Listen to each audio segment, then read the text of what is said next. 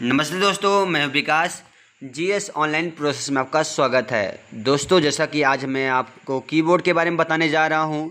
यदि आप हमारे चैनल में नए हैं तो सब्सक्राइब जरूर करें। तो आज मैं आपको कीबोर्ड में आविष्कार के बारे में बताऊंगा। कीबोर्ड किसने बनाया, यहाँ तक कि कीबोर्ड क्या है, कीबोर्ड के प्रत्येक बटनों के बारे में आपको एक एक करके प्रैक्टिकल जानकारी दूंगा। तो वीडियो में अंत तक जरूर बने रहें दोस्तों। तो शुरुआत करते हैं दोस्तों। सबसे पहले हम कीबोर्ड के बारे में कि कीबोर्ड का आविष्कार किसने किया। पहला कीबोर्ड 1714 में इंग्लैंड में आविष्कार किया गया था। इस कीबोर्ड का आविष्कार हेनरी मिल ने किया था, जो लगभग 1683 से 1771 में किया गया था। जो एक अंग्रेज आविष्कारक और इंजीनियर थे। उन्होंने मशीन फॉर ट्रांसक्राइबिंग लेटर्स पर पेटेंट दायर किया था, जिसे अक्सर पहला टाइपराइटर माना जाता है। नेक्स्ट आविष्कारक का है क्वार्टी कीबोर्ड के आविष्कारक। क्वार्टी कीबोर्ड के आविष्कारक 1873 में क्रिस्टोफर लैथम सोल्स ने किया था, जो एक ऐसा कीबोर्ड बनाने की कोशिश कर रहे थे जो टाइपिंग स्पीड में सुधार करे और टाइपिंग की कुंजियों को भी जाम होने से रोक सके। अब हम जानेंगे दोस्तों कीबोर्ड क्या है। तो पुराने समय में कीबोर्ड में लगभग 84 बटनें होता था, और नए ज़माने में इस समय पे कीबोर्ड में 100 से 110 तक बटनें हो सकती हैं। यदि आपसे कोई पूछता है कि कीबोर्ड में कितनी बटनें हैं, तो आप नॉर्मल 104 बटनें बता सकते हैं कि 104 बटनें होती हैं। कीबोर्ड की उपयोगिता के आधार पे अगर हम बताएं कि किसी बटन को यदि आप दबाए रखें तो स्वयं को रिपीट करता है या दोहरा देता है, और इस बटनों में संख्या कम या ज़्यादा हो सकती है। और इसका इस्तेमाल गेम खेलने के लिए, कीबोर्ड टाइपिंग करने के लिए, म्यूजिक कंट्रोल करने के लिए, और भी प्रत्येक बटनों का इस्तेमाल किसी न किसी रूप में किया जाता है। कीबोर्ड को कंप्यूटर में जोड़ने के लिए कई सारे कनेक्टर होते हैं, जैसे serial connector, PS2 connector, USB connector, wireless माध्यम, ऐसे कई सारे कनेक्टर हैं। तो पुराने जो कनेक्टर थे, सीरियल कनेक्टर, PS2 कनेक्टर, ये बंद हो चुके हैं। अब नए मार्केट में चलते हैं, जैसे USB कनेक्टर और वायरलेस माध्यम। हाँ दोस्तों, यदि हमारे चैनल को सब्सक्राइब नहीं किया है अभी तक तो सब्सक्राइब जरूर करें और बेल आइकन की घंटी जरूर दबा दें। अब आपके कीबोर्ड में बटनों के बारे में बताएंगे, एक एक भाग के बारे में, जो कि प्रैक्टिकल आपको बताया जाएगा। तो पूरी वीडियो को अंत तक जरूर देखें। शुरुआत करते हैं दोस्तों। कीबोर्ड की संरचना के आधार पे इसकी कुंजियों को निम्न भागों में बांट सकते हैं। जैसे पहला है अल्फ़ा न्यूमेरिक बटन, दूसरा है न्यूमेरिक कीपैड, तीसरा है फंक्शन बटन, चौथा है नेविगेशन कीज, फिर नेक्स्ट है मॉडिफायर बटन, एरो कीज, और है टॉगल कीज। इस तरह मिला के कीबोर्ड की जो है निम्न भागों में बांटा गया है। अब इनके एक एक करके हम जानते हैं कि ये किस तरह कार्य करते हैं, और इसका काम प्रैक्टिकल द्वारा आपको दिखाया जाएगा। सबसे पहले दोस्तों यहाँ पे हम अल्फ़ा न्यूमेरिक कीज बटन से शुरुआत करते हैं। अल्फ़ा न्यूमेरिक कीज में कुछ अल्फ़ाबेट होते हैं, जैसे A to Z यहाँ पे लिखा है, ASDF, ये सभी अल्फ़ाबेट्स कहलाते हैं। कुछ नंबर्स होते हैं 1 से लेकर पूरा 9 तक या 0 तक। और इसके साथ सिंबल भी पाया जाता है, जैसे #, हैश, डॉलर, परसेंटेज, कैरेट। और सिंबल की अतिरिक्त इसमें 4 बटनें और पाई जाती हैं, जिनके नाम है टैब, कैप्स और बैक स्पेस, और यहाँ पे नीचे इंटर बटन। ये 4 बटनें हैं जो विशेष कार्यों के लिए प्रयोग में लाई जाती हैं। तो हम यहाँ पे प्रैक्टिकल आपको करके दिखाएंगे। जैसे MS वर्ड में यहाँ पे ओपन कर लेते हैं दोस्तों, और MS वर्ड में डबल क्लिक करने पे ये थोड़ी देर में ही ओपन हो जाएगा। सबसे पहले मुझे पेज के नीचे आना है। पेज के नीचे आने के उपरांत यहाँ पे एक दिख रहा होगा, पेज लेआउट में थोड़ा सा कलर चेंज कर देते हैं। और इसके पश्चात मुझे टाइप, जैसे मैं कुछ भी कर रहा हूँ अल्फ़ाबेट्स, तो यहाँ पे आप देख रहे हैं टाइप हो रहा है। अगर मैं यहाँ पे अल्फ़ा न्यूमेरिक बटन के माध्यम से यहाँ पे अगर कैप्स लॉक ऑन कर देते हैं, कैप्स लॉक ऑन करने पे क्या होता है कि यहाँ पे जो भी टेक्स्ट है वो स्मॉल लेटर से कैपिटल लेटर में परिवर्तन हो जाएगा। देखिए ऑन हो गया है। अब मैं टाइप करूँगा यहाँ पे, तो आप देख रहे हैं कि ये स्मॉल से कैपिटल लेटर में परिवर्तन हो गया है। यदि मैं कैप्स लॉक ऑफ कर दूँ तो अब ये पुनः स्मॉल लेटर में आ जाएगा। तो इस तरह से ऑन करने पे कैपिटल लेटर में और ऑफ करने पे स्मॉल लेटर में टाइप होने लगता है। तो आपने समझ में आ गया होगा आपको कि कैप्स लॉक किस काम के लिए होता है, स्मॉल लेटर या कैपिटल लेटर में। नेक्स्ट है टैब बार और स्पेस बार। ये किस काम के लिए होते हैं, मैं आपको इसको प्रैक्टिकल करके दिखाऊंगा MS वर्ड में। जैसे कि मैं यहाँ पे स्पेस बार का इस्तेमाल करता हूँ कि मैं यहाँ पे A टाइप करता हूँ, फिर स्पेस, फिर B, फिर स्पेस, सी डी, इस तरह से स्पेस करके प्रयोग कर रहा हूँ स्पेस बार का। और स्पेस बार का जो स्पेस होता है वो 0.1 इंच का होता है, जिसका आप स्पेस जो है देख ही सकते हैं कि ये धीरे धीरे एक एक कदम बढ़ाता है, यानी 0.1 इंच का। और यदि अब मैं टैब बार का प्रयोग करता हूँ, ए टैब, बी टैब, सी टैब, डी टैब, ई टैब, तो आप देख रहे हैं कि थोड़ा दूरी दूरी हो रहा है। टैब बार का जो स्पेस है वो काफ़ी आगे हो रहा है, यानी 0.5 इंच जो है कर्सर को आगे की ओर ले जाता है। तो यहाँ पे स्पेस बार का प्रयोग जो होता है 0.1 इंच और टैब बार का प्रयोग होता है 0.5 इंच। इस तरह से कर्सर को आगे की ओर ले जाने के लिए स्पेस बार से ज़्यादा जो होता है टैब बार का प्रयोग होता है। नेक्स्ट आपको समझ में आ गया होगा टैब बार स्पेस बार किस तरह से काम करता है। नेक्स्ट है बैक स्पेस और इंटर बटन। बैक स्पेस और इंटर क्या काम करते हैं आगे जानते हैं।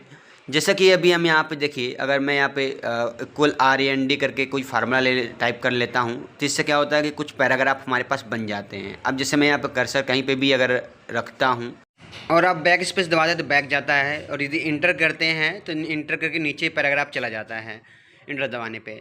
अगर आप इंटर करके कुछ भी जैसे टाइप करते हैं तो नेक्स्ट नया पैराग्राफ बनता जाता है, यानी इंटर का प्रयोग जो होता है नया पैराग्राफ बनाने के लिए प्रयोग में लाया जाता है। और यदि बैक स्पेस करते हैं तो बैक स्पेस से होने से क्या होता है, ये लेफ्ट साइड के अक्षर को मिटाता जाता है, यानी कहीं पे भी आप बीच में भी कर्सर यदि रखते हैं और यहाँ पे बैक स्पेस का प्रयोग करते हैं तो देखिए यहाँ पे बैक स्पेस प्रयोग करने पे लेफ्ट साइड के अक्षर को ये मिटाता जाता है। तो इस तरह से इसका प्रयोग होता है। और नेक्स्ट हम बात करेंगे यहाँ पे, जैसे ऊपर लिखा है नंबर और सिंबल। नंबर और सिंबल में क्या करना है कि जैसे सिंबल का प्रयोग कैसे करना है और नंबर का प्रयोग कैसे करना है। तो नंबर का जो प्रयोग है बिना शिफ्ट के साथ होता है और सिंबल का जो प्रयोग होता है वो शिफ्ट के साथ होता है। जैसे मैं एग्जाम्पल में आपको नीचे बता देता हूँ। सबसे पहले यहाँ पे इसको मिनिमाइज़ करना है।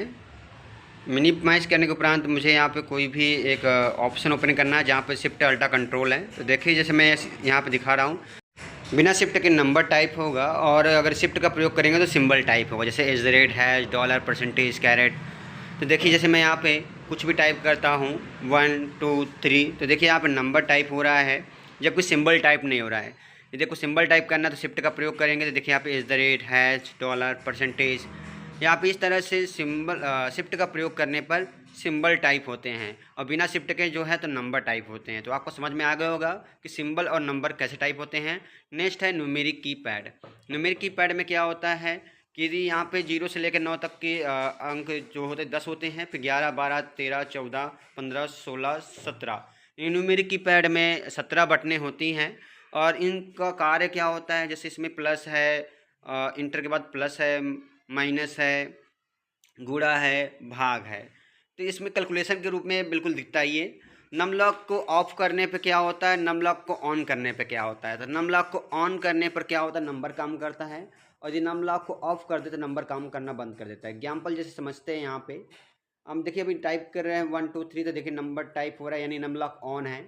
यदि जैसे ही हम नम लॉक बंद कर देते हैं और यहाँ पे देखिए जैसे मैं कोई बटन दबाता हूँ, देखिए यहाँ पे एरो के रूप में काम करता है, यानी नम लॉक की बटन बंद होने पे यह एरो के रूप में काम करता है और नम लॉक चालू होने पर यह नंबर पुनः काम करना शुरू कर देते हैं। तो आई होप समझ में आ गया होगा आप लोगों को कि नम लॉक में नंबर जो है वो ऑन होने पे काम करता है और बंद होने पे एरो के रूप में काम करता है।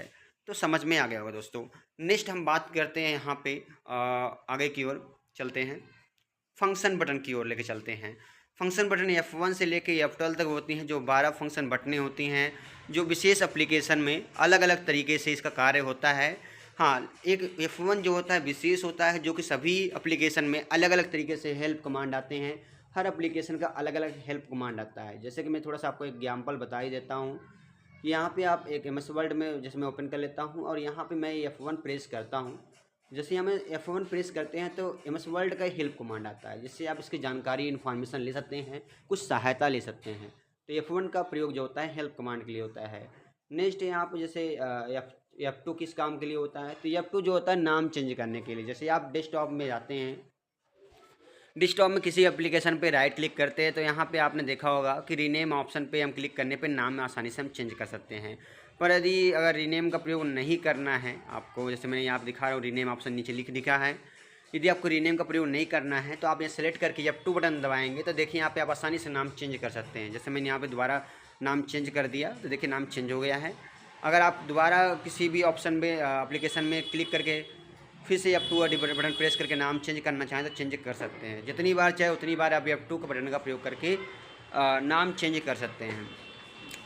तो इस तरह से यहाँ पे फंक्शन बटन का प्रयोग जो है विशेष रूप से अन्य एप्लीकेशनों के लिए प्रयोग में लाया जाता है। तो ये F1 से F12 तक प्रयोग होता है, जो कि आपको नए वीडियो में आपको बताऊंगा इसके बारे में प्रॉपर। नेक्स्ट हम चलते हैं दोस्तों यहाँ पे नेक्स्ट टॉपिक में। नेक्स्ट है शिफ्ट अल्टा कंट्रोल। शिफ्ट अल्टा कंट्रोल जो होता है राइट साइड भी होता है, लेफ्ट साइड में भी होता है। और जैसा कि बात करें कि इनको अकेले दबाने पर कोई ज़्यादा खास प्रयोग नहीं होता है। जैसे शिफ्ट का प्रयोग जो होता है, जैसे जो लिखा हुआ है अल्फ़ाबेट उसको कैपिटल लेटर में परिवर्तन करने के लिए शिफ्ट का प्रयोग करते हैं। कंट्रोल या अल्ट प्लस का फंक्शन बटन में भी कभी कभी प्रयोग करते हैं। जैसे अल्ट के साथ F4 दबाने पे हमारा कोई भी एप्लीकेशन स्विच ऑफ हो जाता है। तो इस तरह से अल्ट प्लस F4 या कंट्रोल के साथ या शिफ्ट के साथ प्रयोग जो होता है वो मॉडिफायर बटन कहलाती हैं, जो विशेष कामों के लिए प्रयोग में लाई जाती हैं। जैसे मैं यहाँ शिफ्ट का प्रयोग कर रहा हूँ तो यहाँ पर कैपिटल लेटर में टाइप हो रहा है, और यदि बिना शिफ्ट के साथ प्रयोग करेंगे तो स्मॉल लेटर में टाइप होने लगता है। तो आई होप समझ में आ गया होगा कि शिफ्ट अल्टा जो कंट्रोल होते हैं विशेष कामों के लिए प्रयोग में लाए जाते हैं। नेक्स्ट बात करते हैं बच्चों एरो बटन के बारे में। एरो बटन का प्रयोग जो होता है पेज के में कर्सर को अप डाउन लेफ़्ट राइट करने के लिए होता है।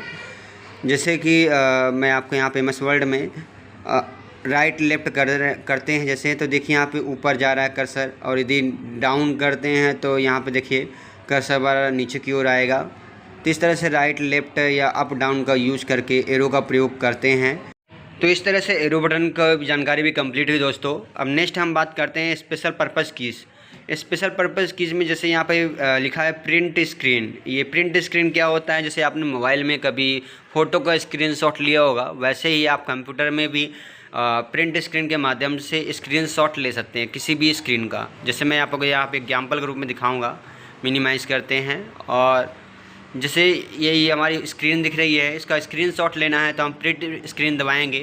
तो देखिए यहाँ पे स्क्रीनशॉट हमारा हो गया है। अब जैसे कि MS वर्ड में आते हैं और यहाँ पे मुझे पेस्ट करना है, तो होम टैब में जाएंगे, पेस्ट ऑप्शन में जैसे मैं यहाँ पे टच करूँगा तो यहाँ पे देखिए स्क्रीनशॉट जो हमने लिया था वो पेस्ट हो गया है पूरी तरह से। इसको आप छोटा कर सकते हैं और अपने ज़रूरत के हिसाब से बड़ा भी कर सकते हैं। तो इस तरह से स्क्रीनशॉट लेने के लिए प्रिंट स्क्रीन का प्रयोग आप कर सकते हैं, और इसे अनेक बटनों का भी इस्तेमाल होता है। जैसे पुश ब्रेक है, पुश ब्रेक से क्या होता है, सिस्टम की प्रॉपर्टीज़ आप चेक कर सकते हैं। जैसे आप कहीं भी दुकान में कंप्यूटर ख़रीदने जाते हैं तो उसमें रैम चेक करते हैं, डिवाइस चेक करते हैं। तो जैसे मैं यहाँ पे विंडोज़ के साथ पुश ब्रेक बटन दबाते हैं तो विंडोज़ के साथ पुश ब्रेक बटन दबाने पे सिस्टम की प्रॉपर्टीज़ खुल जाएगी और इसकी इन्फॉर्मेशन आपको पता चल जाएगी। नेक्स्ट ऐसे ही कई सारे मोड होते हैं, जैसे page up page down. Page up page down क्या होता है, जैसे आप एप्लीकेशन ओपन किए हैं तो आप पेज अप करते हैं तो देखिए पेज के ऊपर जा रहा है, और यदि पेज डाउन करेंगे तो पेज के नीचे की ओर आएगा। तो इस तरह से पेज अप पेज डाउन होता है। और फिर इसके पश्चात नेक्स्ट है होम और एंड। होम जो होता है लाइन के फर्स्ट में आने के लिए, और एंड का प्रयोग लाइन के लास्ट में आने के लिए। जैसा कि मैं यहाँ पे कर्सर कहीं पे भी रख देता हूँ बीच में ही। अब मुझे राइट में लाना है तो जैसे मैं यहाँ पे एंड दबाऊंगा तो राइट में आ गया। अगर फर्स्ट में आना है तो होम दबाएंगे तो फर्स्ट में आ जाएगा लाइन कर्सर। तो इस तरह से कर्सर को एंड में या लास्ट में कहीं पे भी आने जाने के लिए आप उपयोग कर सकते हैं। डिलीट का क्या इस्तेमाल होता है, डिलीट का प्रयोग जो है आप जैसे कहीं पे बीच में कर्सर रख रहे हैं और यहाँ पे डिलीट बटन दबाते हैं तो देखिए राइट साइड की जगह जो है टेक्स्ट मिट रहा है, यानी डिलीट का प्रयोग करने पे राइट साइड टेक्स्ट मिटता है। और यदि आप बैक स्पेस का प्रयोग करते हैं, जैसे कि यहाँ पे दिखा है, मैंने पढ़ाया था अल्फान्यूमेरिक प्रयोग जो होता है बैक स्पेस में जो प्रयोग करते हैं तो वो लेफ्ट साइड के अक्षर को मिटाता है। देखिए यहाँ पे बैक स्पेस लेफ्ट को मिटा रहा है, और यदि पुनः डिलीट करते हैं तो राइट साइड के टेक्स्ट को मिटाता है। तो इस तरह से बैक स्पेस और डिलीट का प्रयोग जो होता है दोनों का अलग अलग प्रभाव होता है कि राइट और लेफ्ट का। तो कन्फ्यूज मत होइएगा, प्रयोग जरूर करिएगा। जितना प्रैक्टिकल करेंगे उतना ही आपको समझ में आएगा। फिर मिलते हैं दोस्तों आपसे नेक्स्ट वीडियो में। धन्यवाद।